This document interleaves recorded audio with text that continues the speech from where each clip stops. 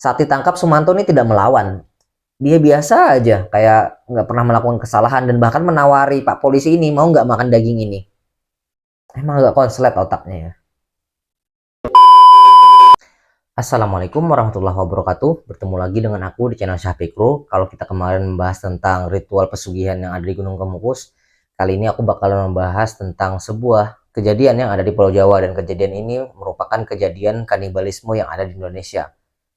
Bagaimana ceritanya? Mari kita simak sama-sama tentang Sumanto, si manusia kanibal.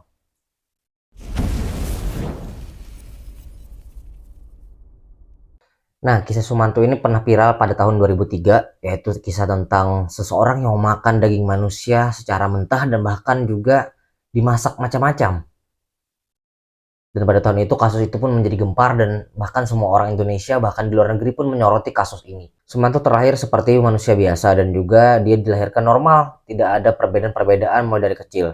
Dan Sumanto lahir pada tanggal 3 Maret 1972 dari pasangan Surya Dirga dan Yamin. Sumanto dikenal dengan nama Suman waktu kecil dan dia dikenal sebagai anak yang bandel pada waktu sekolah dasar. Saat ingin masuk SMP favoritnya, ternyata dia tidak bisa masuk dan ditolak karena dia tidak memenuhi standar NEM. Akhirnya dia mengulang lagi kelas 6 SD di sekolahan barunya dan akhirnya setelah lulus itu dia menyelesaikan dan meningkatkan nilai NEM-nya dan akhirnya dia bisa masuk di sekolah favoritnya.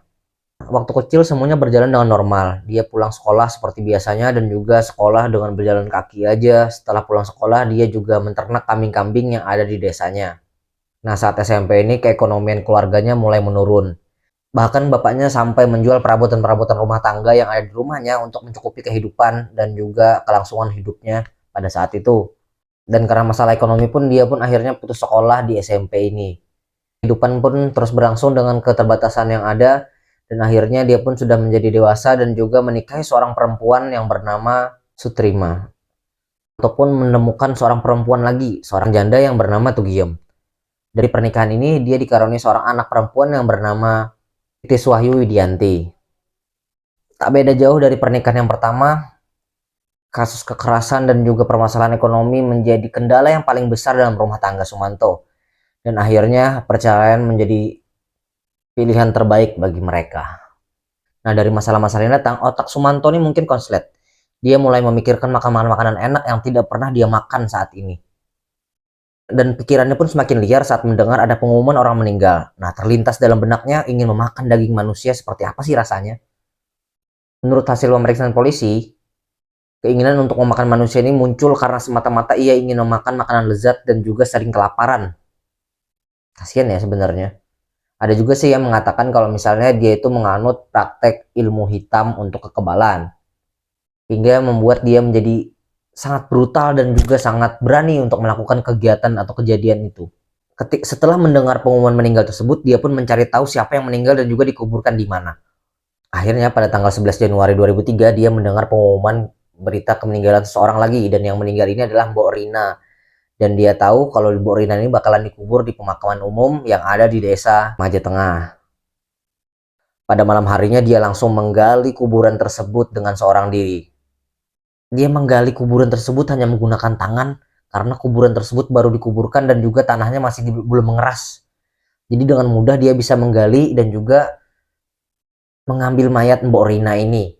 Mayat tersebut pun dimasukkan ke dalam karung dan dibawa menggunakan sepeda ontel yang berjarak sekitar 1,7 km dari rumahnya. Sampai di rumah dia pun santai dan duduk di teras.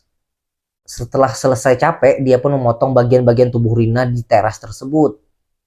Hal yang pertama dilakukannya adalah memotong bagian kemaluan si Mbok Rina tersebut. Kemudian dia memotong bagian paha dan juga betisnya si Mbok Rina tersebut. Setelah bagian kaki terpotong, dia pun memasaknya dan memakannya. Saat pagi hari, seseorang melewati pemakaman umum dan melihat kuburan Mbok Rina baru saja terbongkar dan ada yang mencuri mayatnya. Kabar ini pun tersebar ke seluruh desa dan juga menggemparkan warga desa hingga terdengar oleh pihak polisi yang ada di Polres Purbalingga. Polisi pun langsung melakukan penyelidikan dan juga mencari saksi-saksi yang ada di terdekat di sana. Menurut keterangan dari Kapolres Purbalingga pada saat itu, AKBP Agus, dia mendapatkan informasi kalau ada seseorang yang mencurigakan di desanya. Yaitu seseorang yang menggunakan kalung mirip dengan kulit kelamin. Dan orang itu adalah Sumanto. Nah, di sini pun mulai dikembangkan kasusnya, kemudian dicari saksi-saksi yang lain, laporan satu persatu pun masuk, dan akhirnya semua dari kesaksian saksi ini menuju ke Sumanto, dan bahkan ada seseorang yang melewat rumah Sumanto mencium bau yang tidak enak saat lewat rumahnya. Saat ditangkap, Sumanto ini tidak melawan.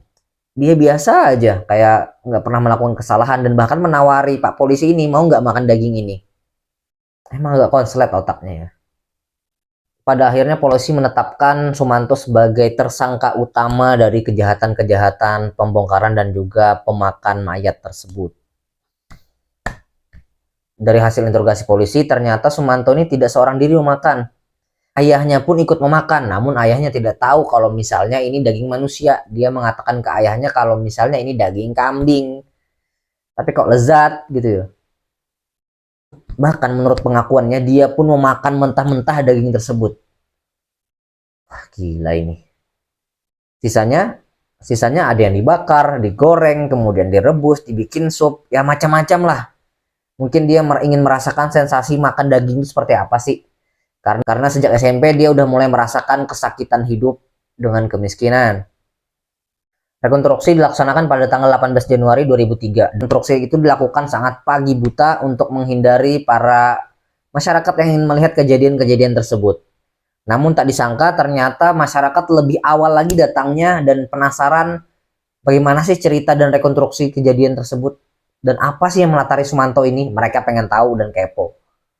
Dan mereka pun sangat histeris ketika melihat Sumanto menjelaskan bagaimana cara dia memotong dan juga memakan tubuh si mayat tersebut. Dan pada saat itu polisi juga tidak mempercayai kalau misalnya korbannya cuma Bu Rina aja. Karena pada saat itu banyak orang yang melaporkan kehilangan anggota keluarganya di desa tersebut. Yang hilang entah kemana dan juga nggak ada jejaknya. Bahkan seseorang yang diklaim sering bersama dengan Sumanto juga dikatakan hilang, dan orang ini bernama Mistar. Dan Mistar ini terakhir terlihat dia bersama Sumanto, dan setelah hari itu dia tidak terlihat lagi dimanapun. Dan beritanya juga nggak tahu dia tuh pulang kemana ataupun dia tuh kenapa. Akhirnya dia nggak kelihatan, nggak tahu dia tuh kemana. Dan mereka mencurigai kalau Mistar ini juga dimakan sama Sumanto. Akibat dari perbuatannya, Sumanto pun diganjar hukuman dengan 5 tahun penjara. Namun Sumanto ini tidak menjalani proses hukuman secara penuh. Dia pun setelah 3 tahun keluar dan juga dimasukkan ke rehabilitasi di pondok. Dia juga berusaha untuk pulang ke kampungnya, namun warga menolak. Karena apa? Karena mereka takut jika suatu hari Sumanto ini jadi gila lagi dan ingin makan daging manusia, kan repot. Bahaya juga kan? Ya nggak salah juga sih mereka menolak gitu loh. Untuk jaga-jaga. Walaupun sih sebenarnya Sumanto udah berubah, dia nggak makan daging manusia lagi. Tapi mereka jaga-jaga, siapa tahu. Ya juga sih, siapa tahu nih, gitu loh. Dan bahkan Sumanto ini udah belajar banyak ilmu agama di pondok. Dia pun juga sangat lancar melafalkan bacaan Al-Quran dan juga dakwah-dakwah di luar kota bersama almarhum Kiai Supono. Ya, meskipun banyak kekurangan, namun Sumanto juga mau berubah dan itu patut kita apresiasi. Dan juga kita tidak menyalahkan masyarakat yang menolak, karena mungkin mereka sakit hati dan juga kecewa dengan kejadian tersebut dan antisipasi hal yang tidak diinginkan kemudian hari. Mungkin itu cerita saya mengenai Sumanto. Silahkan like dan komen video ini, dan juga tulis request kalian, ditulis di kolom komentar apabila kalian ingin request sebuah cerita yang ingin saya ceritakan. Terima kasih telah menonton. Assalamualaikum warahmatullahi wabarakatuh.